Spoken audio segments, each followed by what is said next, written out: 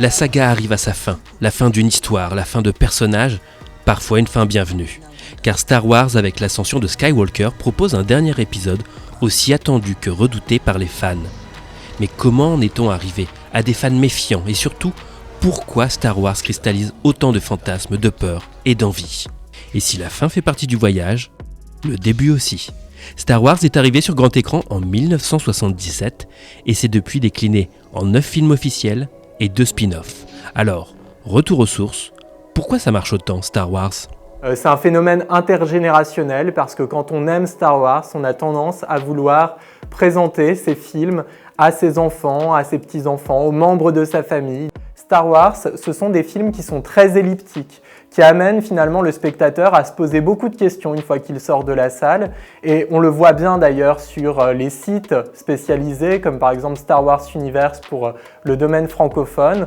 On a sur les forums une quantité d'échanges pour savoir pourquoi tel personnage s'est comporté de telle façon, pourquoi tel autre ne s'est pas rendu dans tel endroit, etc. Donc en fait, ce sont des films qui non seulement sont épiques, mais qui sont réflexifs, qui nous amènent vraiment à vouloir combler tous les manques de l'intrigue, manques qui sont sans doute volontaires de la part des scénaristes. Depuis déjà quelques années, Star Wars est également invité sur le petit écran, avec notamment la série animée The Clone Wars ou Star Wars Rebels.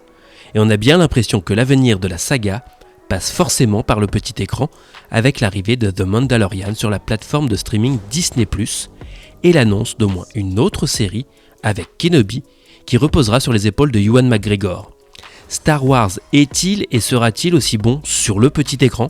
On peut considérer que Star Wars, avant tout, était fait pour le grand écran parce que c'est un grand spectacle, effectivement. C'est une épopée, ce n'est pas nécessairement une histoire que l'on va regarder dans les détails, puisque finalement, on nous présente à chaque fois un grand événement. Chaque film est centré, focalisé sur un événement particulier.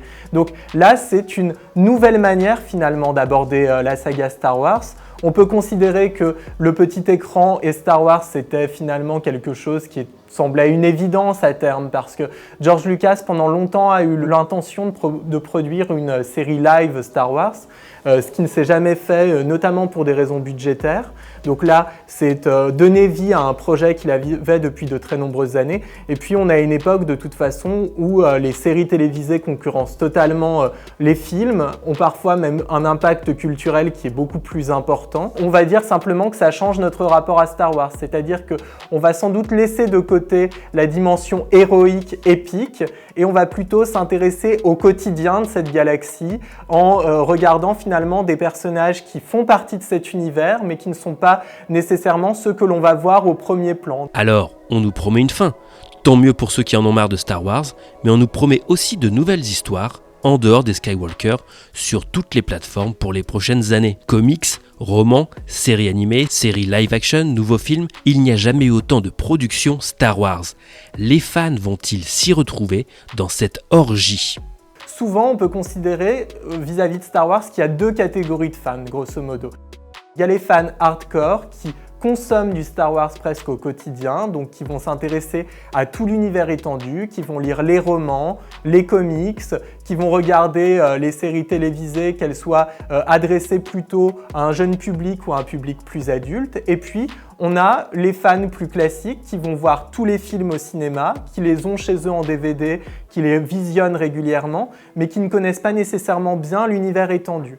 Et en fait, ces 2 publics-là n'ont pas du tout les mêmes attentes. Finalement, depuis que Disney a racheté Star Wars, on peut se dire que ces deux catégories de fans qui n'étaient pas nécessairement à opposer vont peut-être finir par l'être sur le long terme parce qu'il n'y a pas les mêmes attentes d'un côté ou de l'autre. D'un côté, on peut se dire que c'est vraiment le mystère qui doit être maintenu, alors que de l'autre côté, on va vouloir plutôt combler les manques et satisfaire effectivement un désir de réponse. Se pose également un problème supplémentaire avec la postlogie, et c'est un reproche qui est fait par de nombreux fans, mais également spécialistes de Star Wars, à savoir, était-elle nécessaire d'un point de vue narratif ? Finalement, une fois que l'on regarde les 6 premiers épisodes, George Lucas l'avait dit, c'est l'histoire d'Anakin Skywalker. C'est l'histoire de sa chute puis de sa rédemption. Or, l'épisode 6 se clôt justement sur la mort de Dark Vador Anakin Skywalker et sur sa résurrection en tant qu'Anakin. C'est d'ailleurs le dernier personnage pratiquement que l'on voit à l'écran lorsque Luke contemple les fantômes d'Obi-Wan, de Yoda et d'Anakin. Donc, créer une nouvelle trilogie, alors même que l'équilibre est censé avoir été apporté dans la Force, que les Sith ont été détruits, que la République va enfin pouvoir s'installer, ça peut sembler étrange et ça peut expliquer les réactions épidermiques des fans. Les critiques ont donc été nombreuses, mais il aurait été impossible pour Disney, en rachetant Lucasfilms, de ne pas proposer une suite à l'histoire déjà proposée par George Lucas. Imaginez la réaction des fans si la firme de Mickey avait proposé une autre histoire, une autre époque, ou une nouvelle série sans mentionner les personnages de Luke, Leia et Han, alors que leurs acteurs étaient encore vivants. En gros, les fans étaient prêts à être mécontents. Alors bien sûr pour des raisons financières, mais aussi pour mieux assumer une phase 2 de l'ère Star Wars, Disney a choisi de poursuivre l'héritage malgré les possibles déceptions. C'était très difficile pour Disney de relancer la franchise Star Wars sans se saisir de cette opportunité-là de faire des épisodes 7, 8 et 9, sachant que les 3 acteurs principaux de la trilogie originale étaient toujours en vie à ce moment-là. Donc je pense que les fans leur auraient de toute façon adressé ce reproche-là à Disney. Par ailleurs, George Lucas, pendant longtemps, a parlé de 3 trilogies. Et d'ailleurs, lorsqu'il a accepté de vendre Lucasfilm à Disney, c'était dans l'optique de réaliser cette trilogie-là. Il aurait très bien pu s'opposer, effectivement, contractuellement, au fait que Disney produise des épisodes 7, 8 et 9. C'était tout à fait possible, puisqu'on sait bien que Disney, de toute façon, avait l'intention d'acheter Star Wars et que George Lucas pouvait imposer cette proposition-là. Il était en situation de force. Donc c'est vrai qu'on peut considérer que cette postlogie, elle n'est peut-être pas totalement satisfaisante, qu'on aurait peut-être pu mieux faire. J.J. Abrams l'a dit d'ailleurs dans des interviews, il a rappelé le fait qu'il avait reçu une certaine pression de la part de Bob Iger, donc le PDG de Disney, qui voulait que le film sorte impérativement en 2015, soit 3 ans seulement après le rachat de la franchise par Disney. Et ça a été un vrai problème pour lui parce qu'il estimait qu'ils avaient besoin de plus de temps pour construire l'histoire, l'élaborer. Et effectivement, il a bien dit que dans l'épisode 7 lançait plusieurs pistes narratives, mais des pistes narratives pour lesquelles il n'avait pas à ce moment-là toutes les réponses parce qu'il n'avait pas eu le recul nécessaire. Et Disney n'est pas bête non plus. Leur objectif, comme c'était déjà le cas de George Lucas, c'est de vous faire poursuivre l'histoire en dehors des films et séries avec les nombreux produits dérivés, au point de devenir le héros de jeux vidéo Star Wars. La particularité de Star Wars, et ça a été une vraie innovation dans les années 70, George Lucas, lorsqu'il a signé son contrat avec la Fox pour produire les films Star Wars, il a tenu à cette époque-là à conserver tous les droits qui portaient sur le merchandising. Et ça a beaucoup surpris à cette époque-là. La Fox a cédé très facilement en considérant que effectivement ça n'allait ne lui rapporter qu'une bouchée de pain, que ce n'était pas très intéressant. Et George Lucas avait compris finalement dès son époque, et en cela il était visionnaire, qu'il avait créé finalement une œuvre qui allait donner envie aux fans de prolonger l'expérience, de prolonger l'aventure par eux-mêmes, en consommant des produits et en continuant finalement à vivre un peu par procuration tout ce qui avait été mis en œuvre dans les films. C'est pour ça que presque chaque fan de Star Wars qui se respecte a un sabre laser chez lui. Les enfants adorent acheter les figurines, les Lego Star Wars, pas les enfants d'ailleurs seulement, mais aussi les adultes. Et bien sûr, avec le développement du jeu vidéo, notamment dans les années 90, ça a permis ici de vivre une expérience beaucoup plus immersive, puisque là, on peut très concrètement dans ces jeux vidéo incarner des Jedi ou des Sith, utiliser leurs pouvoirs, se retrouver dans des environnements qui sont des environnements Star Wars que l'on aime, mais qui sont ici encore plus développés, puisque notamment dans les derniers Battlefront, les maps étaient beaucoup plus importantes, beaucoup plus étendues, donc on a l'impression vraiment de compléter l'expérience des films sans qu'on nous raconte nécessairement une histoire, mais en ayant le sentiment par contre que l'on vit directement les choses, que finalement on peut soi-même devenir à un moment donné un Jedi, un Sith, un membre de l'Empire ou un membre de l'Alliance rebelle. Donc c'est très précieux et on voit bien de toute façon que les jeux vidéo Star Wars sont toujours de grands succès commerciaux. C'est un peu comme les FIFA avec le football. Il y a très rarement d'échecs, même quand les commentaires critiques ne sont pas très bons. Et c'est vrai que les 2 derniers Battlefront ont été parfois remis en question. Il y a eu un certain nombre de critiques qui ont été adressées. Malgré tout, ça n'a pas empêché les fans non seulement de se procurer ces jeux, mais d'y jouer de manière assez massive. D'autres films pourraient être proposés dans les prochaines années et devraient un peu couper le cordon de l'héritage de George Lucas. Fini ainsi le thème des Skywalker pour aborder d'autres sujets plus en profondeur. Les Jedi à leur grande époque, l'Empire et sa force interstellaire, la Résistance, autant de thèmes qui nous font penser qu'on n'a vu qu'une partie d'un univers très étendu. À la manière d'un Marvel Cinematic Universe, on pourrait alors parler de Star Wars Universe. Comme les super-héros, Star Wars est-il une mythologie moderne ? Oui, indéniablement, c'est une mythologie. Et d'ailleurs, George Lucas, quand il a écrit Star Wars, l'avait perçu comme tel. Il a écrit beaucoup d'éléments qu'il n'a pas utilisés dans ses films. Par exemple, le Star Wars, initialement, s'appelait le journal des Whills.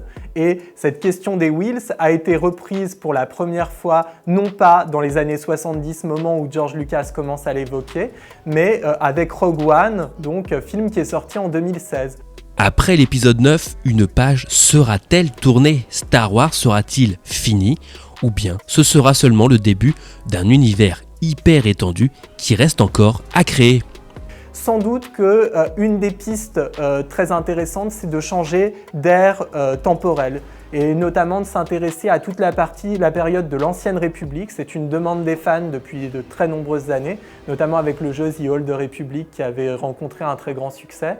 Et là, on peut à la fois continuer à faire du Star Wars, tout en proposant de vraies innovations parce qu'on ne sera pas nécessairement dans l'idée qu'il faut qu'il y ait une cohérence immédiate et directe avec les épisodes 1 à 9. On pourra proposer des choses nouvelles, des choses différentes.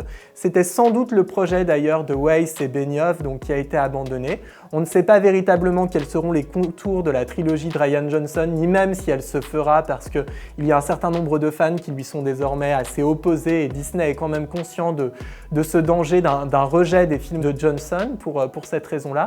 Mais il paraît à peu près évident qu'à plus ou moins long terme, Disney va chercher justement à exploiter cette mythologie Star Wars, non pas en changeant des univers, peut-être qu'on restera dans des univers, des planètes que l'on a déjà vues dans les films qui sont reprises, simplement on sera sans doute dans des aires temporelles très différentes et je pense que le passé de la saga va être très largement exploité. On a l'impression que Star Wars est perdu dans sa propre histoire. Disney tente de renouveler la marque tout en gardant une part d'héritage de Lucas. Mais la nomination de 2 Marvel-men chez Lucasfilms, en la personne de Kevin Feige et Jon Favreau, ne dupe personne. Star Wars a entamé sa mue. Alors, pour le meilleur ou pour le pire ? Sans doute, la difficulté actuellement est-elle de s'inscrire dans l'héritage de George Lucas. Et c'est pour ça que la postlogie donne lieu à des commentaires qui sont très différents. Des personnes adorent, d'autres par contre rejettent en bloc cette postlogie parce que finalement c'est la suite directe de l'histoire qui a été composée, écrite, pensée par George Lucas. Alors que si l'on part effectivement sur de toutes nouvelles histoires, de nouveaux personnages, de nouveaux contextes, là on pourra vraiment faire du neuf parce qu'on n'aura pas tendance en tant que spectateur à vouloir systématiquement comparer avec l'œuvre du maître. Donc on peut imaginer par contre que l'entreprise que Rian Johnson a essayé de mettre en œuvre, elle pourrait être beaucoup plus intéressante et beaucoup plus appréciée s'il pouvait justement composer sa propre trilogie, mais très distante, très séparée des 3 trilogies officielles que nous connaissons actuellement. Alors voici l'histoire de Star Wars. Tout ce qui commence doit avoir une fin, pour mieux recommencer. L'histoire de cette saga est riche, et elle ne fait sûrement que vraiment commencer. Alors profitez de l'ascension des Skywalker comme une belle fin de chapitre. Nostalgie, émotion et soulagement devraient être au rendez-vous. Nous vous proposons aussi 2 autres vidéos sur Star Wars. Une consacrée aux personnages, ce qui les a rendus cultes, et une autre sur les succès et surtout les déboires de la gestion de la production, notamment ces dernières années. En attendant, vous pouvez liker, commenter et partager la vidéo, et vous abonner à notre chaîne pour suivre nos prochaines vidéos Pop Culture. The Force will be with you. Always.